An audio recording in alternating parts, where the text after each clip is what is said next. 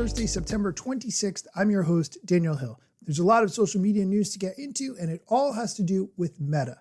At the Meta Connect event, Mark Zuckerberg did an hour-long keynote where he announced some new products and a lot of new features and some things to come in the very near future. Let's break down what he said.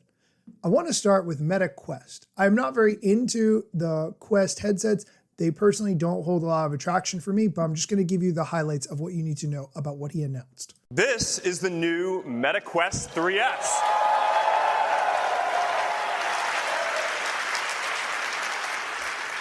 High quality mixed reality for $299. Okay, the Meta Quest, $299. He talks about that for a long time, and then he jumps into the Meta AI, and he starts talking about the large language model that Meta has. Today, we are making Meta AI even smarter with our new open source Llama 3.2 models. And I'm going to get into more details about Llama 3.2 in just a minute, but one of the headlines is that they're multimodal. So now Meta AI can natively understand images as well as text. Now, we're using this new capability to build some features that I haven't seen anyone else build. I mean, this is pretty interesting and novel stuff. Creative tools that we're adding to Imagine Edit. It lets you upload any photo and edit it precisely with natural language in Meta AI across the apps. I think that voice is going to be a way more natural way of interacting with AI than text. And probably, I think it has the potential to be one of, if not the most frequent ways that we all interact with AI. It is just a lot better. So now you're going to be able to have natural voice conversations with Meta AI across all the major apps. You got, Instagram, WhatsApp, Messenger, Facebook. Clearly, Meta has made some great strides forward, and they recognize the importance of a voice assistant because using your voice to communicate with AI makes a lot of sense, especially in a hands-free situation. I don't think that's anything new. This is something that Amazon has had for 10 years at this point. Although Amazon's is so limited, it's nice to see that Meta is making great strides in it. With this Meta AI, you have the opportunity to use one of a number of celebrity voices, which include John Cena, Dame Judi Dench, Kristen Bell, Keegan-Michael Key, and Awkwafina. I'm saying that because when Mark Zuckerberg interacts with Meta's AI using his voice, it responds with Awkwafina's voice. I just didn't want you to be confused and be like, why do I know that voice? Hey, are live demos risky? Live demos can be risky, yes. They can be unpredictable, prone to technical issues, and potentially embarrassing. However, they can also be engaging, memorable. But I'm going to do it anyway. Go for it. Just be prepared for anything to happen. You are probably wondering, when does the social media aspect of all of this come into play? Well, good news, we've reached that part of the keynote. At this point, Mark Zuckerberg starts talking about some of the new AI features with respect to Reels and how that will impact the way we create content on Instagram and Facebook going forward. We are experimenting with automatic video dubbing on Reels, starting with English and Spanish.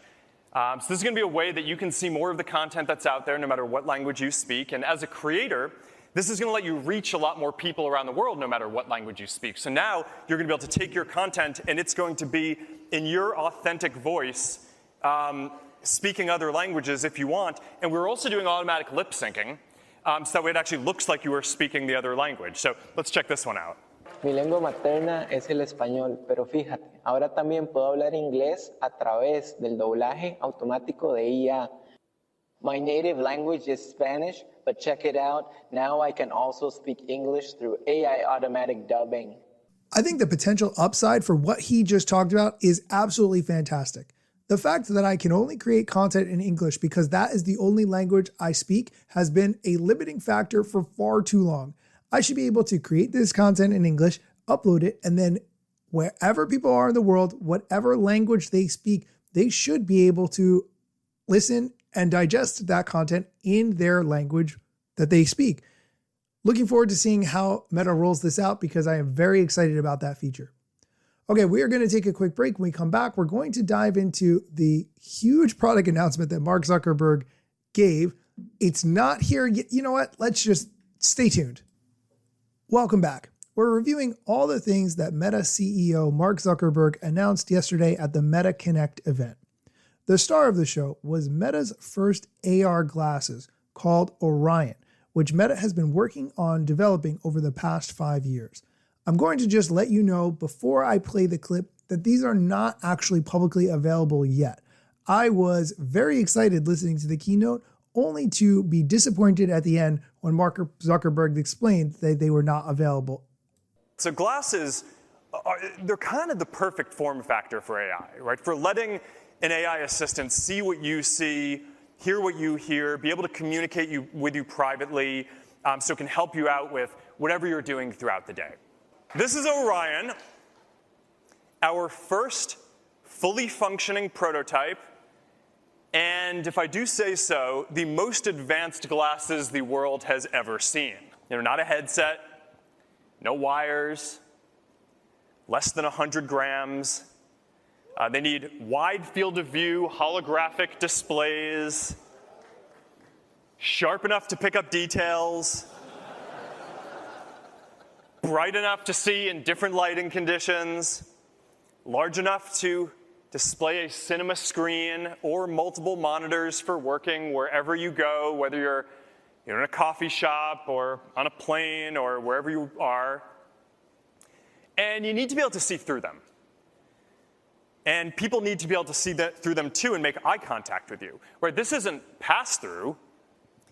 This is the physical world with holograms overlaid on it. It is a completely new kind of display architecture with these tiny projectors in the arms of the glasses that shoot light into waveguides that have nanoscale 3D structures etched into the lenses so they can diffract light and put holograms at different depths and sizes into the world in front of you. And all of that is directed by custom silicon and sensors that we designed and powered by a battery that fits in the arm of the glasses. It is an absolutely incredible amount of technology to be able to miniaturize and fit into a pair of glasses and a small puck that goes with it to help power the whole thing. They're going to do voice and AI. They're going to do hand tracking and eye tracking so you can select UI elements by looking at them. Voice is great, but the thing is sometimes you're in public and you don't want to say what you're trying to do with your computer out loud. Hand tracking is neat for controlling different interfaces, but you don't want to walk down the street like this, right? So I think that you need a device that allows you to just send a signal from your brain to the device. So this isn't just the first full screen, full wide field of view holographic AR glasses. This is also the first device that is powered by our wrist-based neural interface. We do still have a few things that I want us to keep pushing on before we ship this as a consumer product. We're going to keep tuning the display system to make it sharper. I want to keep working on the design to make it smaller and a bit more fashionable. And we're going to we need to keep working on the manufacturing to make it a lot more affordable too. But we have line of sight to all of those things. So we are going to use Orion as a dev kit.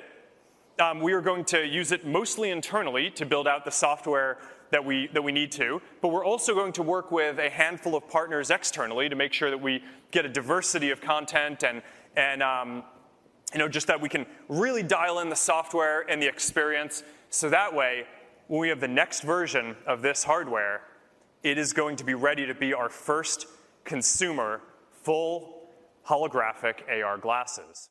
Okay, the fact that it's not ready for general consumption yet says to me that the price tag is prohibitively high, and they recognize Apple's Vision Pro are not likely to make a big splash in the marketplace because of their high price tag.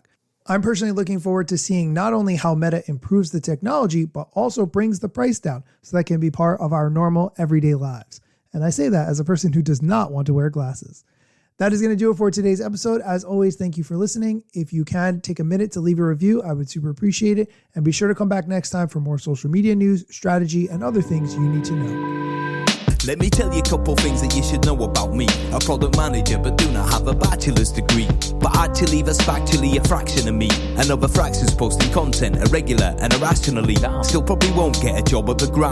They forgot, they don't know, or don't care who I am. That's why you never see me at the parties and events. My lack of followers must make me irrelevant. Don't have a course, a book to sell to make a bag of grand. Not a social media marketer, don't represent any brands. Plain to see, don't have an agency, but I got a lot of spam. Just putting in my work, without the glitz and glam. Won't catch me eating fish, unless it's shrimp or clam. No six pack, no risk that, there's a gym card in my hand. Don't have a full-time job, but I got a lot of plans. Stay plotting, dropping knowledge on TikTok and Instagram.